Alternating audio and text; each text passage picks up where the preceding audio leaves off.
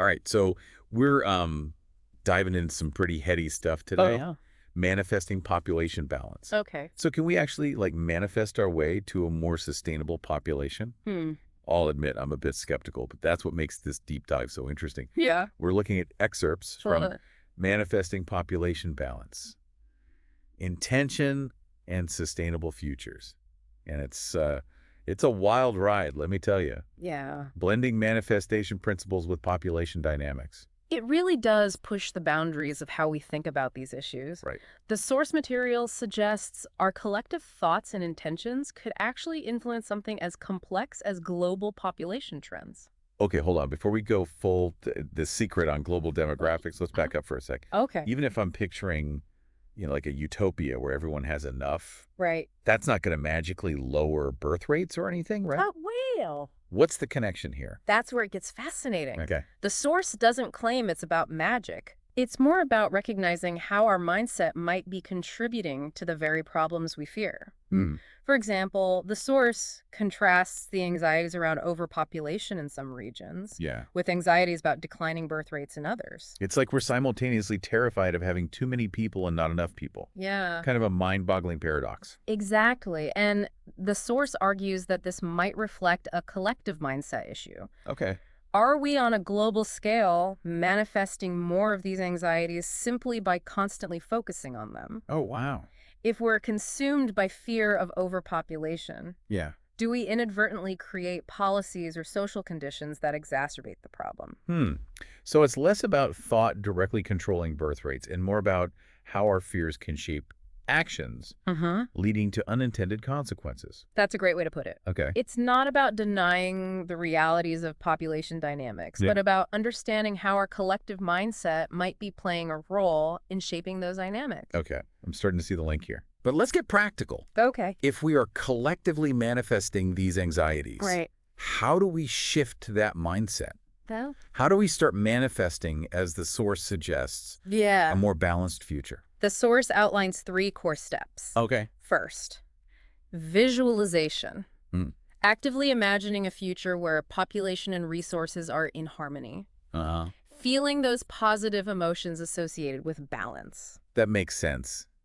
I can see how consciously choosing to focus on that image of balance, Yeah. rather than getting stuck in the fear of overpopulation, Right. might shift your energy, so to speak. Yeah. But visualization alone can't solve complex social and economic factors, right? Of course not. That's where step 2 comes in. Inspired action. Go. This means channeling that positive energy into real-world action, Uh-huh. supporting policies that promote sustainable population growth, Okay. like access to education, healthcare, and family planning resources. So it's like picturing a world where everyone thrives isn't enough. You have to actively work towards making that vision a reality. Exactly. It's about aligning your actions with your intentions. Okay. And there's one more crucial step the source emphasizes. I'm all ears. What's the magic ingredient? It's about shifting from a fear-based mindset to a solution-oriented one. Okay. Instead of dwelling on the world is overpopulated, Right. we consciously reframe our thoughts around,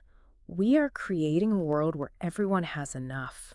That subtle shift in language is really powerful. Yeah. It's like one is rooted in despair Mhm. while the other sparks possibility. Right. But how does that actually translate into change? Well, Can you give me a concrete example? absolutely. Let's take the issue of family planning in developing countries. Okay. If we approach it from a fear-based mindset, there are too many people, we need to limit births, we Yeah. might end up with policies that feel coercive or disempowering. Okay. But if we shift to a solution-oriented approach, Right. how can we empower women to make informed choices about family size? Right. Yeah. We open up possibilities for education access to healthcare and economic opportunities, Right. which can lead to more sustainable population growth in the long run. So it's not about imposing solutions. It's Right. about creating conditions that allow for more balanced choices. Exactly. That makes a lot of sense. But Yeah. imagine some people might be rolling their eyes at this whole manifestation thing, thinking it's a bit too woo-woo. Right. How does the source address that skepticism? Well, the source acknowledges that skepticism is natural. Okay. It emphasizes that manifestation isn't about passively wishing for things to change. Right. It's about recognizing the power of our thoughts to influence our actions, Mm-hmm. and then taking those aligned actions to create the future we desire. So it's about recognizing that we're not just victims of circumstance. Yeah. We have agency. We can make choices that shape our reality. Exactly. And that sense of agency can be incredibly empowering. Yeah. Especially when dealing with something as seemingly vast and complex as global population trends.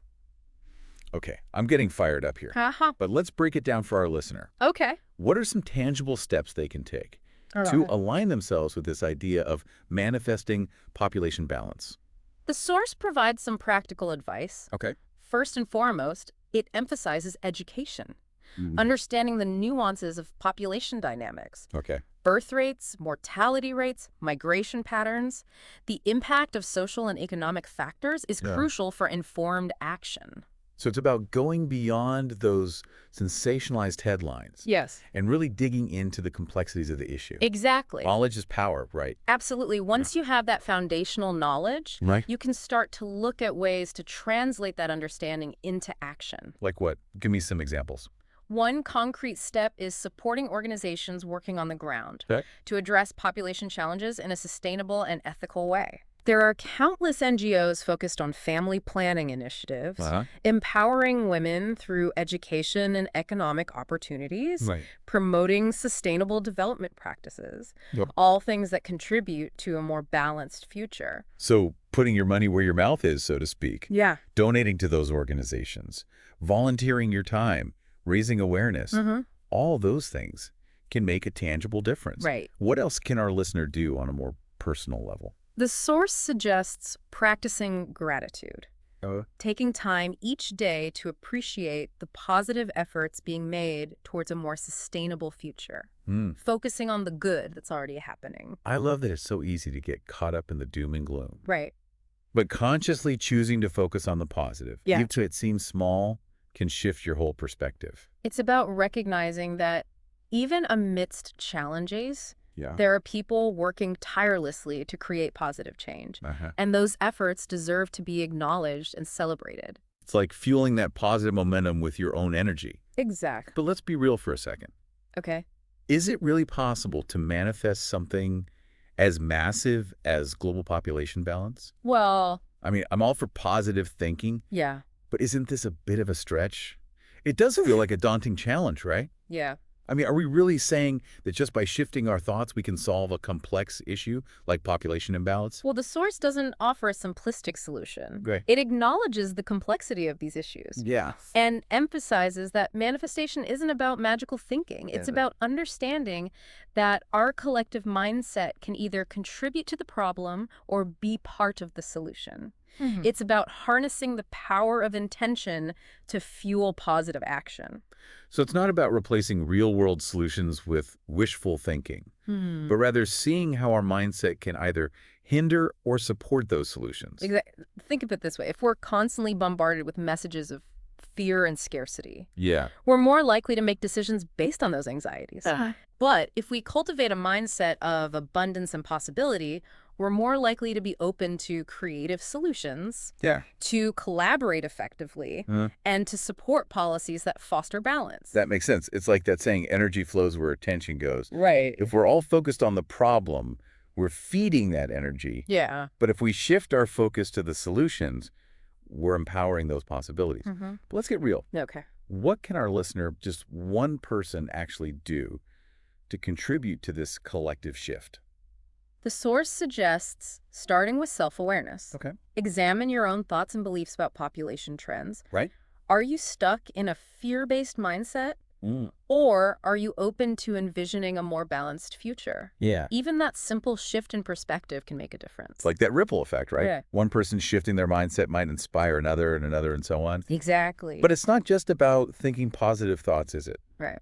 What kind of tangible actions can our listener take? Well, besides supporting relevant organizations, as we discussed earlier, the source encourages engaging in conscious conversations about these issues. Okay. Instead of shying away from the topic or getting caught up in heated debates, Yeah. approach conversations about population with curiosity, empathy, and a willingness to listen to diverse perspectives. So it's about creating a space for open dialogue, rather than just reinforcing those existing echo chambers of fear and judgment. Right. I like that it feels more approachable, more human. Exactly. It's about recognizing that we're all in this together. Yeah. We all share this planet, and we all have a stake in creating